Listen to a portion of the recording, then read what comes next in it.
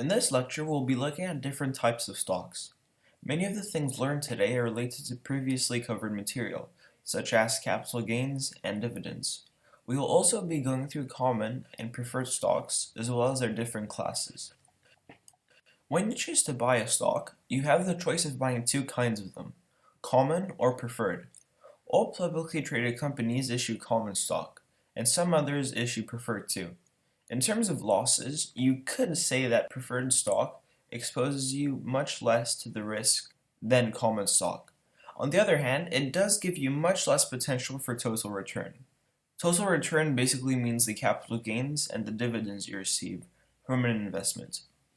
When you hold common stock, you will most definitely feel the ups and downs of the company, as their share price would rise or fall continuously.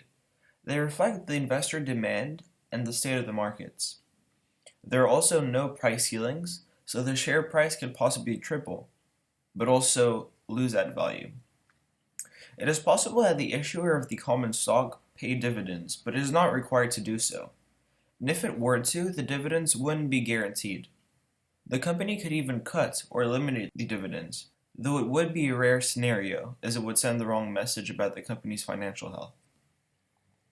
When you're a holder of preferred stock, you're usually guaranteed a dividend payment. More importantly, the dividend is paid out before the dividends of the common stockholders. Unlike common stock, the price of preferred stock doesn't move as much though. Something interesting to look at is when a company goes bust or bankrupt. In that scenario, the priority and obligations go first to the preferred stockholder before the common stockholder. So in a very basic way, you could say that if you're in search of capital gains, then you should go for a common stock. But if you prefer dividends, then preferred stock is for you.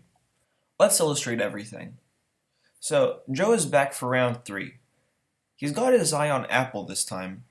He's decided whether he should buy its common stock or preferred stock. Joe's around 50, and he's looking for a stock that he can hold until he's late 80s. In this case, since he's willing to buy and hold the stock for so long, it would be recommended that he go for the common stock, as he will experience a larger gain through his capital gains. Buying preferred stock would apply more to him if he were 60 years old, and he was looking to live off passive income, as we call it, which is basically dividends. There's another classification of stock. In addition to the choice of common or preferred stock, some companies may offer a choice of publicly traded share classes. These classes are designated by letters of the alphabet, usually A and B. A company may offer a class of stock which is reserved for one of its divisions, like another company it might have acquired. In another case, a company might issue different stock classes and have them trade at different prices and have different dividend policies. When a company has dual share classes, it's more common for one share class to be trading publicly while the other one is non-trading. Non-traded shares are usually kept for the company founders and management. Those shares are kept under tight restrictions from being sold, and they tend to have what is called super voting power. This way, it makes it possible for insiders to own less than half of the total company shares, yet control the outcome of issues that are put in shareholder vote. For example, a decision to sell the company.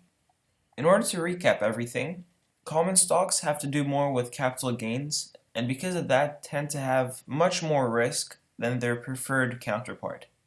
Preferred stock is more in relation with dividends and is consequently a much safer investment, but with limited upside. Stock classes are just classification of stocks and are used differently according to the company. So this concludes this lecture. I hope you enjoyed. Thank you very much.